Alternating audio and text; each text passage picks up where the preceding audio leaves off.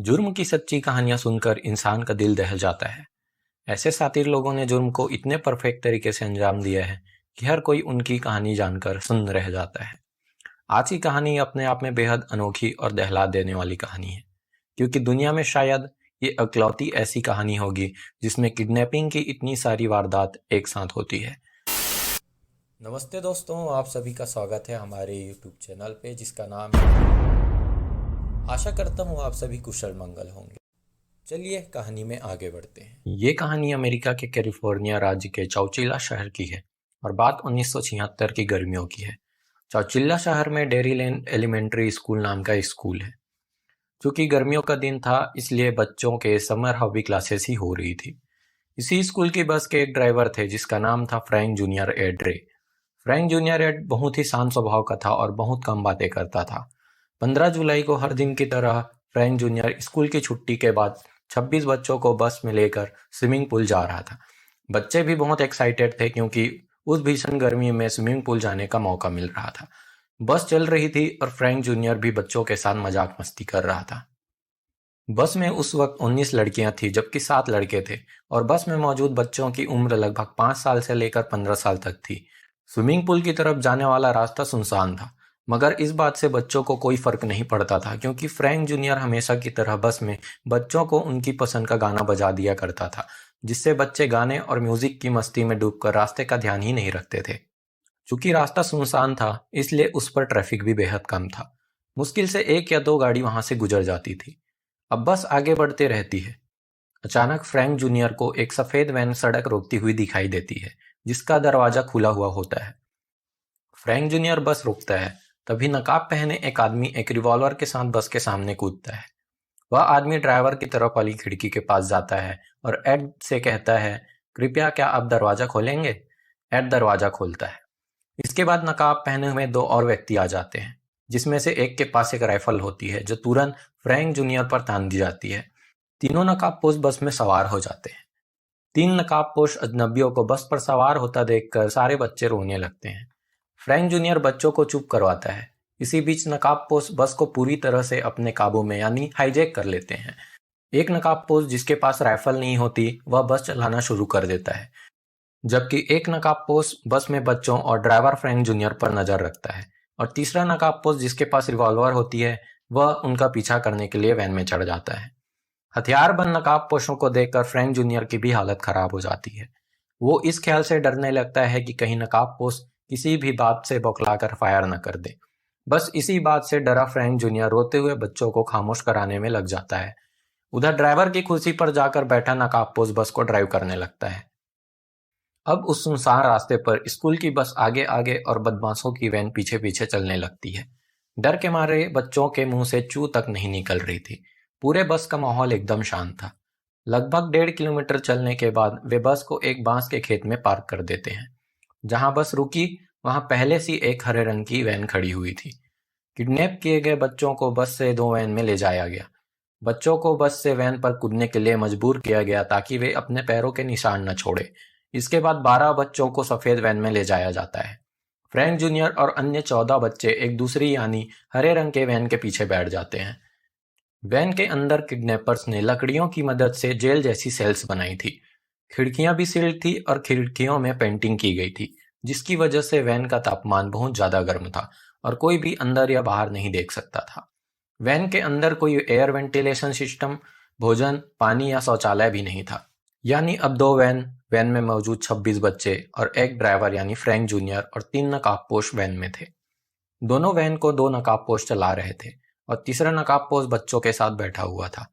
इसके बाद अगले कई घंटों तक दोनों वैन किसी अनजान रास्ते पर चलती रही। लेकिन उधर चौचिल्ला शहर में अब तक हड़कंप मच चुका था, क्योंकि समर क्लासेस के खत्म होने के काफी वक्त बीत जाने के बाद भी बच्चे अब तक घर नहीं पहुंचे थे। बच्चों के माता पिता उनकी तलाश में स्कूल तक जा पहुंचे, लेकिन न तो बच्चे मिले, न बच्चों की बस और न ही ड्राइवर फ्रैंक जूनियर। बच्चों को आखिरी बार देखने के लगभग 2.5 घंटे बाद यानी लगभग शाम 6:30 बजे शरीफ विभाग का एक विमान हवा में बच्चों को ढूंढने के लिए निकलता है। उस रात सभी बच्चों के माता पिता एक सार्वजनिक भवन में इकट्ठा होते हैं। पूरे शहर में विशेष सेवाएं आयोजित की जाती है।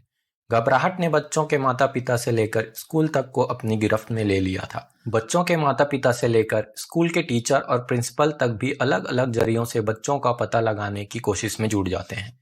तलाश करते करते शाम से रात हो जाती है, लेकिन बच्चों का कहीं कोई अता पता नहीं मिलता।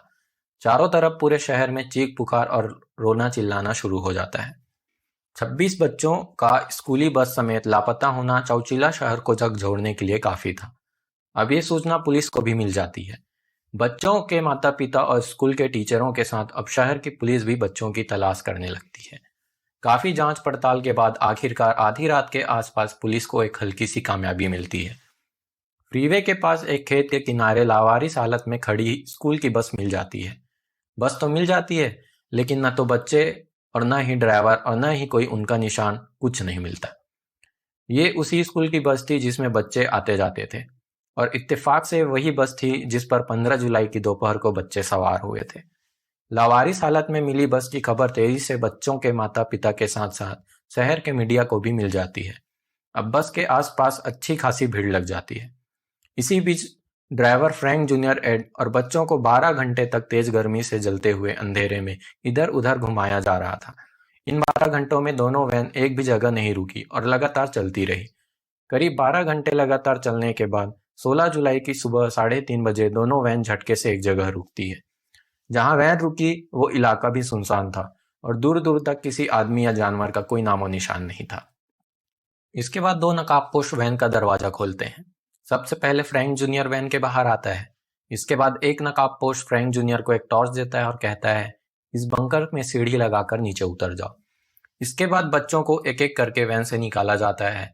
एक नकाबपोश उसका नाम और उम्र पूछता है तो दूसरा उसे बाकायदा डायरी में लिखते जाता है। फिर इन सबको उसी बंकर में भेज दिया जाता है। असल में वो बंकर कुछ और नहीं, एक बड़े ट्रक का कंटेनर था जिसे वहां गड्ढे के भीतर इस तरह से फिक्स किया गया था कि वो बंकर की शक्ल ले ले। ये ऐसा कंटेनर था जिसे आमतौर पर रहने के लिए इस्तेमाल किया जाता था। उस कंटेनर में उतरने के लिए बाकायदा एक सीढ़ी भी लगाई गई थी। इस तरह एक एक बच्चे को वैन से उतारकर सीढ़ी के जरिए कंटेनर में ले जाया गया। किडनैपर पूरे 27 लोगों को उस कंटेनर में कैद करने के बाद कंटेनर का मुंह मिट्टी से ढक देते हैं। अब उस कंटेनर में 26 बच्चे और फ्रैंक जूनियर समेत 27 लोग कैद होते हैं। एक तरह से देखा जाए तो अगवा किए गए वो सभी 27 लोग एक तरह से जमीन के भीतर जिंदा दफन कर दिए जाते हैं। लेकिन ऐसा था नहीं, क्योंकि बदमाशों ने कंटेनर का बंकर बनाते समय कुछ खास तरह के इंतजाम भी कर लिए थे ताकि उसमें जो भी रहे वो सांस ले सके और जिंदा रह सके। इसके लिए बदमाशों ने कंटेनर के एक कोने पर एग्जॉस्ट भी लगा दिया था जिससे वो कंटेनर की खराब हवा को अंदर से बाहर फेंक सके, और दूसरे कोने पर एक बड़ा पंखा लगा था जिससे कंटेनर में खुली और साफ हवा पहुंच सके। 2 वेंटिलेशन पाइप के जरिए बंकर के अंदर फंसे बच्चों को हवा दी जा रही थी। इसके अलावा कंटेनर में ही टॉयलेट का इंतजाम था और गद्दे भी पड़े हुए थे जिससे वहां रहने वाला आराम से लेट भी सके। साथ ही साथ उस कंटेनर में खाने पीने का सामान भी रखा हुआ था। बच्चों और फ्रैंक जूनियर को कंटेनर में बंद करके बदमाश वहां से चले जाते हैं। उस कंटेनर में बंद हुए बच्चे घबराहट में अपने घर वालों को याद करते हुए रोने और चीखने चिल्लाने लगते हैं। इन्हीं बच्चों में से एक 14 साल का बच्चा था जो बच्चों में सबसे बड़ा और सबसे समझदार था। उसका नाम था माइकल मार्शल। बच्चों को डरते सहमते देख bus driver Frank junior Ed और माइकल मार्शल दोनों मिलकर आपस में तय करते हैं किसी भी हालत में यहाँ मौजूद सभी बच्चों को संभाला जाए और रोने न दिया जाए, क्योंकि अगर बच्चे घबरा गए तो इस हालत से लड़ने में और अत्यधिक कठिनाई हो जाएगी, क्योंकि उन्हें यह नहीं पता था कि मुसीबत कब तक टलेगी भी या नहीं। लेकिन दोनों को पता था कि इस हालत से निपटने के लिए प्लानिंग और समझदारी से काम लेना जरूरी है। तब अपनी घबराहट को छुपाते हुए फ्रैंक और माइकल ने मिलकर एक नाटक रचा ताकि वहां मौजूद तमाम बच्चे उसे भी एक एडवेंचर समझकर उसका मजा लेना शुरू कर दे। इसलिए वहां दोनों ने एक तरह से पिकनिक जैसा माहौल बनाना शुरू कर दिया और सभी बच्चों को खेल में उलझा दिया, जिससे बच्चे डरने के बजाय मजा करने लगे। जैसे जैसे समय बीतता गया बच्चे शांत रहने की कोशिश करने लगे। करीब 12 घंटे तक गड्ढे में रहने के बाद हालात बिगड़ने लगे। छत गिरने लगी और उनके पास खाना खत्म होने लगा। अचानक उस कंटेनर में लगा इकलौता वेंटिलेटर फैन बंद हो गया। इसे देख सब चौंक गए। फैन बंद हुआ तो कंटेनर में गर्म हवा बढ़ने लगी। इससे बच्चों में घबराहट पैदा हो गई। उस घबराहट ने फ्रैंक और माइकल को भी अपने गिरफ्त में ले लिया। उधर चौचीला शहर में अफरा तफरी का माहौल बन चुका था। मीडिया धड़ाधड़ सवाल पे सवाल कर रही थी, लेकिन जवाब देने वाला कोई नहीं था। पुलिस, स्कूल के अधिकारी और टीचर, बच्चों के माता पिता के साथ साथ FBI की टीमें सारे शहर का चप्पा चप्पा खंगालने में जुटी हुई थी। हर गली, हर सड़क को कई कई बार खंगालते जा रहे थे, ताकि किसी भी तरह लापता बच्चों का कोई तो सुराग मिले। मगर लाख कोशिश के बावजूद बच्चों के बारे में कुछ पता नहीं चल रहा था। इधर शहर के तमाम शोर शराबे और अफरा तफरी से करीब 100 किलोमीटर दूर जमीन से करीब 12 फुट नीचे एक कंटेनर में बंद बच्चे और फ्रैंक जूनियर की हालत गर्म हवा बढ़ने से खराब होती जा रही थी। वक्त बीत रहा था, कंटेनर का वेंटिलेटर फैन काम नहीं कर रहा था, चारों तरफ अंधेरा ही नजर आ रहा था। इसी घबराहट के बीच फ्रैंक और बच्चों ने मिलकर कंटेनर का दरवाजा भी खोलने की बहुत कोशिश की, लेकिन उन्हें एक भी बार कामयाबी हासिल नहीं हुई। काफी देर तक जूझने के बाद जब सब थक के चूर होकर बंकर में बैठे थे, तभी माइकल मार्शल की नजर उस वेंटिलेटर फैन की ओर पड़ती है जो उस वक्त बंद था। उसने गौर किया कि फैन के ऊपर थोड़ी सी जगह ऐसी है जहां से आसमान दिखाई दे रहा है। उसने तुरंत ये बात फ्रैंक जूनियर को बताई। इसके बाद दोनों उस जगह का ढंग से मुआयना करते हैं। उन्हें लगता है कि वो वेंटिलेटर फैन ही उन्हें शायद इस हालत से बाहर निकाल सकता है। इसी बीच माइकल मार्शल और फ्रैंक मिलकर उस वेंटिलेशन फैन के आसपास से मिट्टी को हटाना शुरू करते हैं। दोनों कई घंटों तक धीरे धीरे मिट्टी को वहां से हटाते रहे। देखते ही देखते वहां इतनी जगह दिखने लगी कि उसमें से होकर एक इंसान निकल सकता है। तभी फ्रैंक को एहसास हुआ कि जिस जगह यह वेंटिलेटर फैन है, वहीं कंटेनर का मेन दरवाजा भी है। थोड़ी सी कोशिश के बाद मिट्टी के हटने से उनके हाथ दरवाजे की कुंडी तक जा पहुंचे। कुंडी खोलने के बाद भी दरवाजा पूरी तरह से नहीं खुल पा रहा था, क्योंकि दरवाजे के आगे ऐसी रुकावट लगी थी जिसके हटे बिना दरवाजे का खुलना बहुत मुश्किल था। असल में बदमाशों ने कंटेनर के मेन दरवाजे के सामने ट्रकों की 2 बड़ी बैटरी इस तरह से लगा रखी थी ताकि दरवाजा खुल ही ना सके। मगर इसके बावजूद फ्रैंक ने हिम्मत नहीं हारी और लगातार कोशिश करते रहे। दरवाजे को लगातार धक्का मारते रहे और आखिरकार उन्हें कामयाबी मिल ही गई। अब कंटेनर का दरवाजा इतना खुल गया था कि एक एक करके वहां से सब निकल जा सकते थे। इसके बाद धीरे धीरे माइकल और फ्रैंक जूनियर सभी बच्चों को उस कंटेनर से बाहर निकालते हैं। 16 जुलाई का पूरा दिन उस कंटेनर में बिताने के बाद अब 16 जुलाई की रात आ जाती है। रात के लगभग 8 बजे थे जिस वक्त बच्चे कंटेनर से बाहर खुले आसमान के नीचे सांस ले रहे थे। करीब 16 घंटे तक जमीन के नीचे दफन रहने के बाद बच्चों ने खुली हवा में सांस ली थी। बच्चे बंकर से तो बाहर आ चुके थे, लेकिन अब उनके सामने परेशानी यह थी कि उन्हें समझ में नहीं आ रहा था कि आखिर वो कहाँ है, किस जगह पर है। इसका कोई भी अंदाजा उनमें से किसी को भी नहीं था, क्योंकि वो जिस वैन में आए थे उससे कोई अंदर या बाहर नहीं देख सकता था। एक तो सुनसान इलाका और ऊपर से रात का अंधेरा। खुली हवा में निकलने के बावजूद उन सभी की आंखों के सामने एक अनजाना सा अंधेरा था, जिसके पार ही उम्मीद की रोशनी सांस ले रही थी। तब फ्रैंक जूनियर और माइकल ने मिलकर एक बार फिर बच्चों को खेल खेल में एक रेलगाड़ी की शक्ल दे दी और एक दूसरे का हाथ थामकर उस सुनसान अंधेरे को कुचलते हुए आगे बढ़ने लगे। थोड़ी देर बाद उस काली रात में चलने के बाद वो सभी एक सड़क तक पहुंच गए। जैसे ही सबने उस सड़क को देखा, सब में एक नई ऊर्जा और पैरों में जान आ गई, क्योंकि इनको एक नया रास्ता मिल चुका था। वो सभी सड़क पर चलते रहे। तभी उन्हें एक शख्स की शक्ल नजर आई जो एक सिक्योरिटी गार्ड था। बच्चे तो अपनी घबराहट को पीछे छोड़कर दूर निकल आए थे, लेकिन सिक्योरिटी गार्ड इतने सारे बच्चों को उस रात के अंधेरे में देखकर बुरी तरह से घबरा गया। तब फ्रैंक ने हालात को संभाला और उस सिक्योरिटी गार्ड को पूरी बात छोटे में समझा दी। इत्तेफाक से वो सिक्योरिटी गार्ड भी इस किडनैपिंग की खबरें टीवी में देख चुका था।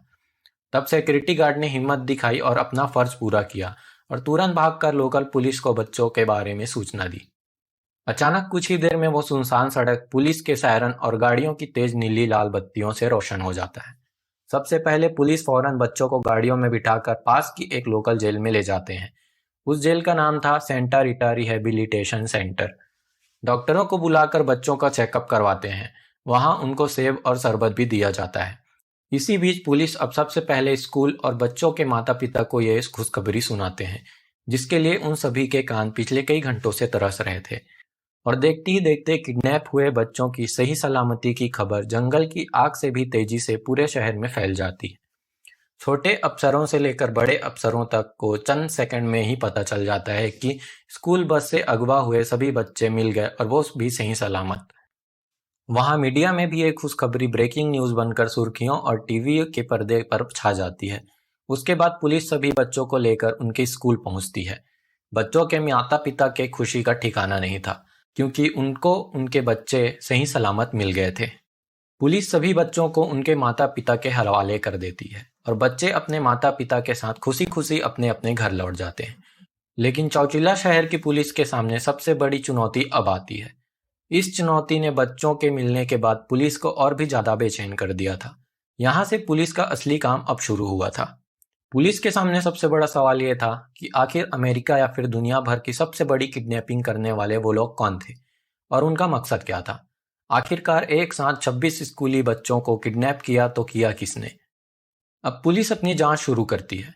क्योंकि पुलिस के पास कोई सुराग नहीं था, इसलिए वो अंधेरे में हाथ पांव मारने लगी। तब पुलिस को सबसे पहला सुराग मिला उस बंकर से जिसमें बच्चों को छुपा कर रखा गया था।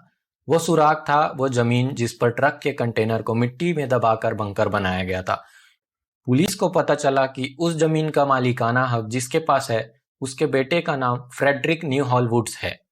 फ्रेडरिक के बारे में पुलिस को जैसे ही पता चला तो उसे ये पता करने में देरी नहीं लगी कि उसका जुर्म से क्या रिश्ता रहा है। खंगालने पर पता चला कि फ्रेडरिक पहले कार चोरी के मामलों में थाने के चक्कर लगा चुका है, जिसकी वजह से उसे रिहैब सेंटर में रहने को मजबूर होना पड़ा था। अब पुलिस फ्रेडरिक के पीछे थी, पर फ्रेडरिक लापता था। फ्रेडरिक अब पुलिस के शक के दायरे में था। तब पुलिस ने यह पता लगाया कि आखिर जिस रोज घटना घटी यानी 15 जुलाई को फ्रेडरिक कहाँ था। तो पता चला कि उस रोज फ्रेडरिक अपने दो दोस्तों के साथ था, जिनमें से एक का नाम जेम्स कॉनफील्ड था और दूसरे का नाम रिचर्ड कॉनफील्ड था, और दोनों भाई थे। तब पुलिस ने उन दोनों दोस्तों का पता लगाया। पता तो चल गया, लेकिन फ्रेडरिक के दोनों दोस्त भी उसकी ही तरह लापता हो गए थे। पुलिस फ्रेडरिक और उसके दोस्तों के लिए चप्पा चप्पा खंगाल रही थी, लेकिन उनका कोई पता नहीं चल रहा था। धीरे धीरे अब जांच पड़ताल करते करते 3 हफ्ते बीत जाते हैं, पर उनका कहीं पता नहीं चलता। 3 हफ्तों के बाद पुलिस को पता चलता है कि फ्रेडरिक कनाडा में है। इसके बाद तुरंत फ्रेडरिक को कनाडा से गिरफ्तार किया जाता है। इधर उसका एक साथी जेम्स कैलिफोर्निया में पुलिस के हत्थे चढ़ जाता है। दोनों के पकड़े जाने से तीसरा हाथी रिचर्ड डर से सहम जाता है और खुद को ही पुलिस के हवाले कर देता है। इसके बाद पुलिस तीनों से पूछताछ करती है और यही सवाल करती है कि आखिर इस किडनैपिंग की वारदात को अंजाम क्यों दिया। तब इन 3 दोस्तों ने अपनी पूरी रामकथा पुलिस को सुनाई, जो कम दिलचस्प और हैरतअंगेज नहीं थी। असल में फ्रेडरिक और उसके दोनों दोस्त अच्छे परिवार से ताल्लुक रखते थे, लेकिन गंदी संगत और कुछ बुरी आदतों ने इन्हें बिगड़े नवाबजादे बना दिया था। इन्हीं गंदी आदतों ने तीनों को कर्ज के गहरे दलदले में धंसा दिया था। कर्ज लौटाने में जब ये तीनों ही नाकाम हो गए, तब इन लोगों ने गुनाह के रास्ते पर कदम रखने का इरादा किया। तीनों मिलकर अब प्लान बनाने लगे। प्लानिंग बच्चों के किडनैपिंग की हुई, क्योंकि ये तीनों ही इस बात को अच्छी तरह समझ गए थे कि बच्चों के माता पिता बड़ी आसानी से अपने बच्चे की सलामती के लिए कोई भी कीमत देने को तैयार हो सकते हैं। क्योंकि इन तीनों पर कर्ज की रकम काफी ज्यादा थी, इसलिए इन तीनों ने ज्यादा बच्चों को एक साथ अगवा करने की प्लानिंग की। इसके बाद प्लानिंग ये बनी कि ज्यादा बच्चों के लिए क्यों ना किसी स्कूल बस को ही किडनैप कर लिया जाए। बस उसके बाद ही ये लोग अपनी प्लानिंग को अंजाम देने की फिराक में लग गए और स्कूल की बाकायदा रेकी करने लगे। कुछ दिनों तक रेकी करने के बाद फ्रैंक जूनियर की बस को इन लोगों ने अपना टारगेट बना लिया। असल में इस बस को इसलिए भी टारगेट किया क्योंकि उसका रूट शहर से कुछ ऐसे हिस्सों से गुजरता था जहां दिन के वक्त भी ट्रैफिक न के बराबर होता था, यानी वो रूट सुनसान होता था और इसलिए वहां किडनैपिंग करना आसान हो सकता था।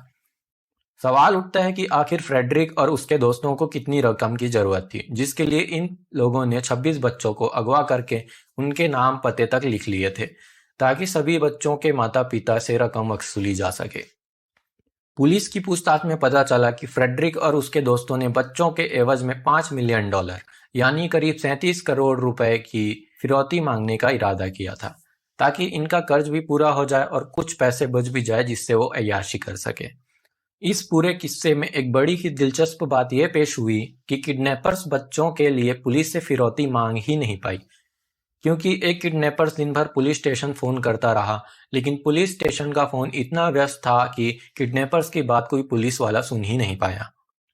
इतना ही नहीं, अगले रोज फिरौती के लिए फोन करने का इरादा करके किडनैपर्स जब सोए तो अगले रोज उनकी आंख ही नहीं खुली। और जैसे ही इन किडनैपर्स की आंख खुली तो टीवी पर बच्चों के सही सलामत बंकर से निकलने की ब्रेकिंग न्यूज चल रही थी, जिसने किडनैपर्स के हाथों से तोते उड़ा दिए। जब बच्चे उनकी कैद से निकल गए तो इन तीनों किडनैपर्स ने सोचा कि हम भी यहाँ से निकल जाते हैं, नहीं तो पुलिस हमें नहीं छोड़ेगी। यह सोचने के बाद तीनों वहां से भाग खड़े हुए। जब जांचकर्ताओं ने फ्रेड वुड्स के पिता की संपत्ति की तलाशी के लिए वारंट जारी किया तो उन्हें ढेर सारे सबूत मिले। एक महत्वपूर्ण सबूत एक कागज का टुकड़ा था जिसमें लिखा था प्लान। इसमें लिखा गया था कि वो किडनैप कैसे करने वाले हैं और अगर कुछ गलत हुआ तो वो क्या करेंगे। एक और महत्वपूर्ण सबूत फिरौती की रकम के लिए बनाया गया नोट का ड्राफ्ट था। नोट के ड्राफ्ट में कहा गया था कि शुरुआत में किडनैपर्स $2.5 मिलियन चाहते थे, लेकिन उनकी अंतिम योजना $5 मिलियन मांगने की थी। वे कभी भी अपनी मांग पूरी नहीं कर पाए क्योंकि जब उन्होंने फोन करने की कोशिश की तो फोन लाइनें हमेशा व्यस्त पाई गई। एक और सबूत के नाम पर एक कागज पर लिखे बच्चों के नाम थे जो उन्होंने बच्चों को वैन से उतरते वक्त लिखा था। बाद में उस कागज में 2 किडनैपर्स के फिंगरप्रिंट भी मिले। सभी किडनैपर्स को पैरोल की संभावना के साथ आजीवन कारावास की सजा सुनाई गई। तीनों अपहरणकर्ताओं के लिए कुल मिलाकर 60 से अधिक पैरोल सुनवाई हुई। किडनैपिंग के 36 साल बाद जून 2012 में रिचर्ड स्कोनफेल्ड को पैरोल दी गई थी। 3 साल बाद 7 अगस्त 2015 को उनके भाई जेम्स को भी पैरोल दी गई।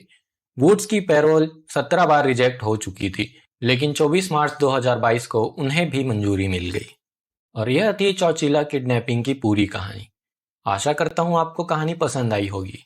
मिलते हैं अगले कहानी में।